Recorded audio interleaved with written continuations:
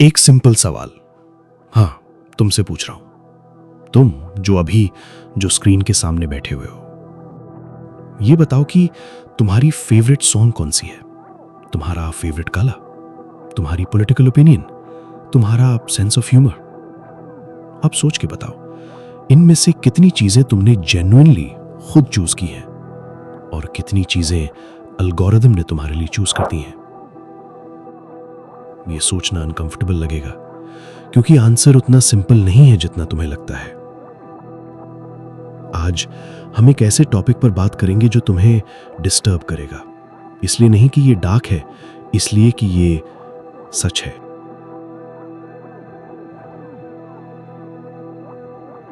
The hijack.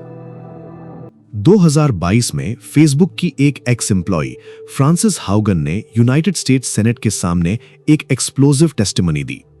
उसने prove किया internal documents के थ्रू कि फेसबुक खुद जानता था कि इंस्टाग्राम टीनेज गर्ल्स में एंजाइटी, डिप्रेशन और बॉडी इमेज इश्यूज बढ़ा रहा है। उन्हें पता था, उनके पास डेटा था, और उन्होंने कुछ नहीं किया, क्योंकि अगर उन्होंने एल्गोरिदम चेंज किया तो एंगेजमेंट गिरता, और एंगेजमेंट मतलब मनी। ये कोई एक्सीडेंट नहीं था, ये एक कॉन्शियस बिजनेस डिसीजन था। अब सोचो, अगर एक प्लेटफॉर्म डिलिबरेटली तेरी मेंटल हेल्थ को सैक्रिफाइस कर सकता है सिर्फ अपनी ग्रोथ के लिए, तो क्या वो प्लेटफॉर्म तेरी आइडेंटिटी को भी शेप कर सकता है? आंसर है हां, और ये ऑलरेडी हो रहा है। How your brain is being programmed. तुम्हें लगता है तुम कंटेंट चूज करते हो, रियलिटी उल्टी है। हर बार जब तुम किसी वीडियो पर रुकते हो, किसी पोस्ट पर स्क्रॉल स्लो करते हो, किसी चीज पर 3 सेकंड ज्यादा देखते हो, प्लेटफॉर्म नोट कर लेता है। ये डेटा एक मैसिव एआई सिस्टम में जाता है, और वो सिस्टम रियल टाइम में तुम्हारे सामने वही दुनिया क्रिएट करता है जो तुम्हें स्क्रीन पर ज्यादा देर तक रोके रखे। इसको कहते हैं फिल्टर बबल, और इसका इफेक्ट सिर्फ कंटेंट तक लिमिटेड नहीं है। MIT के रिसर्चर्स ने 2023 में पब्लिश किया कि जो लोग अपना 70% से ज्यादा कंटेंट एक ही प्लेटफॉर्म से कंज्यूम करते हैं, उनकी रियल वर्ल्ड ओपिनियंस, बिलीव्स और even personality traits measurably shift हो जाती हैं 3 साल के अंदर। 3 साल बिना किसी को पता चले। मतलब एक बंदा जो 2021 में एक तरह सोचता था, 2024 में जेन्युइनली अलग इंसान बन चुका है। और उसने कॉन्शियसली कुछ डिसाइड नहीं किया, उसने सिर्फ स्क्रॉल किया। दी ओरिजिनलिटी कोलैप्स।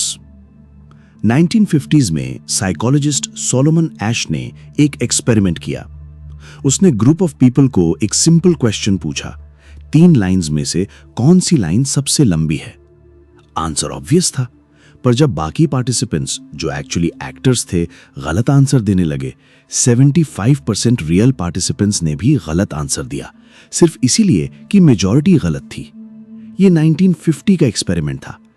अब इमेजिन करो, जब तुम्हारा पूरा सोशल फीड तुम्हें कॉन्स्टेंटली बता रहा हो कि क्या कूल है, क्या क्रिंज है, क्या एक्सेप्टेबल है, क्या नहीं, तब ऐश का एक्सपेरिमेंट 24 घंटे 7 दिन 365 डेज तुम्हारे ब्रेन में चल रहा होता है।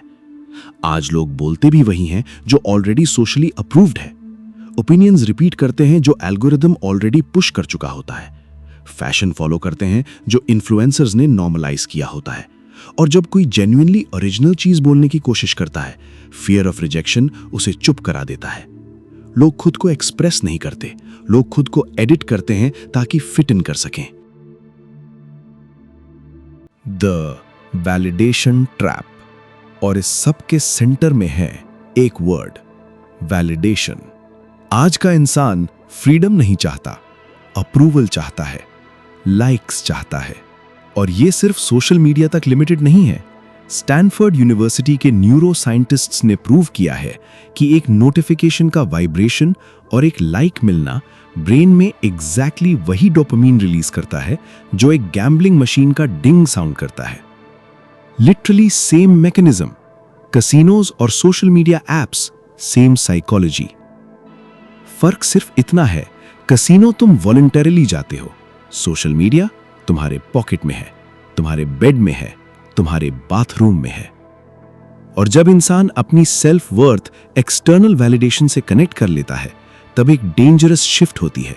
वो सच बोलना बंद कर देता है, वो रियल रहना बंद कर देता है, वो परफॉर्म करने लगता है और परफॉर्मेंस धीरे धीरे पर्सनैलिटी बन जाती है। The hidden cost. 2023 में हार्वर्ड मेडिकल स्कूल ने एक 5 ईयर लॉन्जिट्यूडिनल स्टडी पब्लिश की, जिसमें उन्होंने 3000 यंग अडल्ट्स को ट्रैक किया। फाइंडिंग, जो लोग अपनी identity primarily social media engagement के थ्रू डिफाइन करते थे, उनमें एंग्जाइटी 47% ज्यादा थी, डिप्रेशन 39% ज्यादा, और सबसे शॉकिंग फाइंडिंग, आइडेंटिटी कंफ्यूजन। ये लोग जेन्युइनली नहीं जान पाते थे कि वो एक्चुअली क्या चाहते हैं जब उन्हें कोई देख नहीं रहा। सोचो कितना डेंजरस है ये। एक पूरी जनरेशन जो सिर्फ तब एग्जिस्ट करती है जब कोई देख रहा हो, और पब्लिकली ये लोग कॉन्फिडेंट दिखते हैं, सक्सेसफुल दिखते हैं, पुट टुगेदर दिखते हैं, पर अंदर से हॉलो होते हैं, क्योंकि उन्होंने अपनी रियल आइडेंटिटी बिल्ड ही नहीं की, सिर्फ कंज्यूम की, कॉपी की, परफॉर्म की।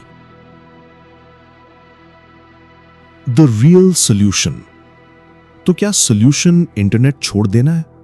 नहीं, प्रॉब्लम टेक्नोलॉजी नहीं है, प्रॉब्लम है अनकॉन्शियस कंजम्पशन।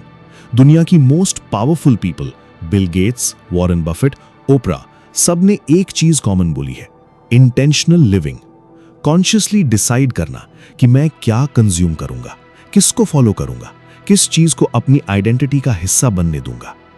क्योंकि एक ब्रूटल ट्रूथ है, जो चीज तुम्हारा अटेंशन कंट्रोल करती है वो धीरे धीरे तुम्हारी आइडेंटिटी कंट्रोल करती है।